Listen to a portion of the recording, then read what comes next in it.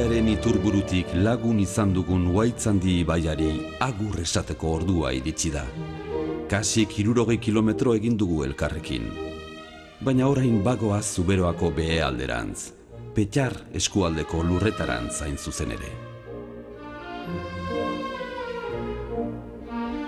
Lurre mankor hauetan, familia aberatsak bizi ziren. Etxarriko zelaietan luxuzko mantxioak eraiki zituzten, Abadieko hori adibidez.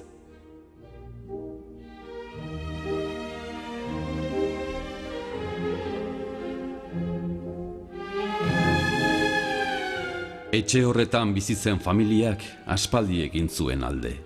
Gaur egun dantzarako areto zaharretan nekazaritza eskolak ematen dituzte.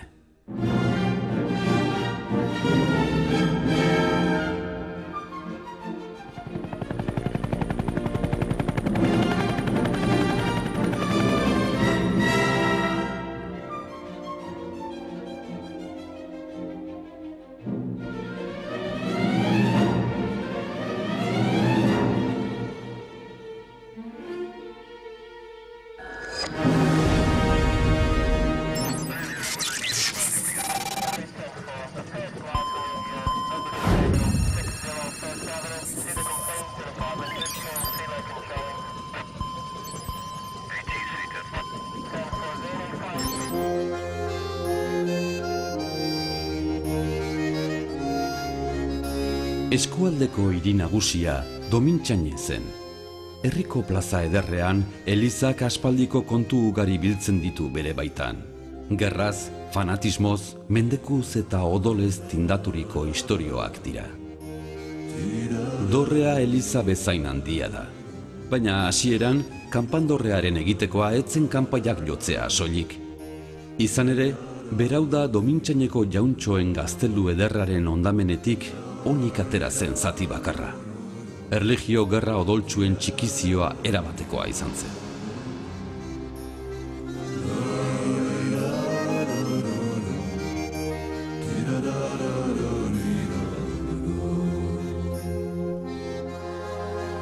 Hegaldi luzea egin dugu Urdinarberaino. Herri hau Arangorena ibaiaren ondoan dago, Zuberoako lurraldearen mugan zegoen gaztelu pribatuaren oinetan. Ahetze abizeneko familia bizi zen bertan.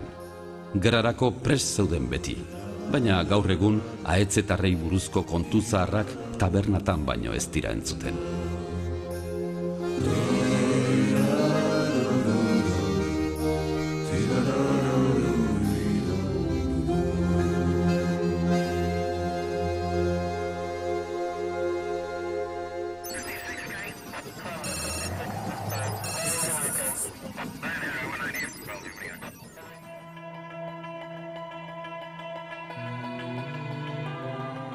Zuberoan, zenbait txokotan, erlojua geratu egin dela dirudi.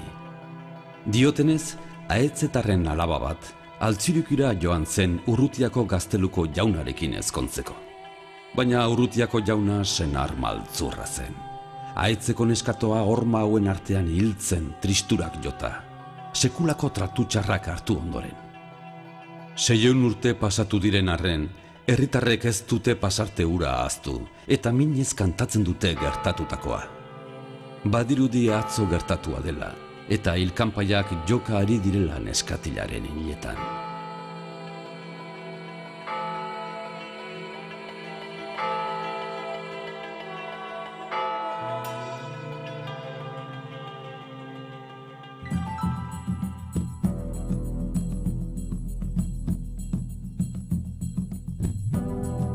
Mendizka hauen ostean azkenengo etxeak pasatuta gero, Aranaren bideari jarraituko diogu baso trinko batera iritsi arte.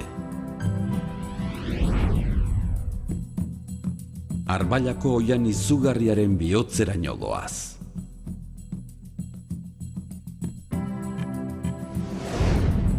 Hemen goian ere, zaila da ez galtzea.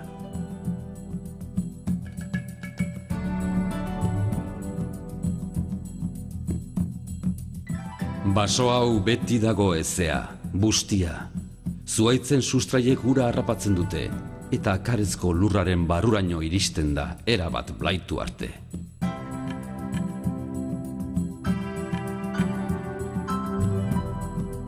baina aitzulo magikoetatik pasatu ostean, ura lurrazalera itzultzen da, hango erreka gardenetara. Hortxe dugu Biduze ibaiko ur garbi-garbia.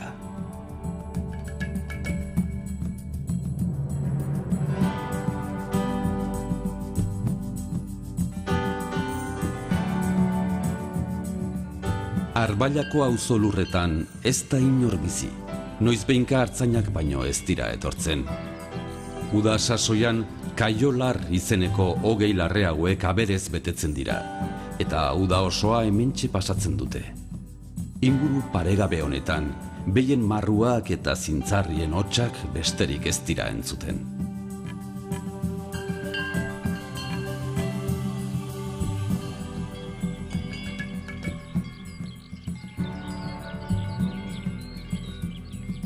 Mendeetan, artzainak bakarrik izan zuten goi hauetara igotzeko ausardia, baina egun batean, Aizki izeneko tokian, mirariak egin zituen iturria zegoela zabaldu zen. Hango ura edaten zuena gaztetu egiten omen zen. Eta horrela, oinez zein asto gainean, jendean dana hasi zen ailegatzen Aizkira. Gaztetasune garriz joaten zirenei urzaleak esaten zieten. Egunak joan, egunak etorri, gero eta jende gehiago hasi zen iturrira joaten, eta horrela, duela 150 urte, aterpetxea eraiki zuten, artzainen bordak jendez gainezka baitzeuden.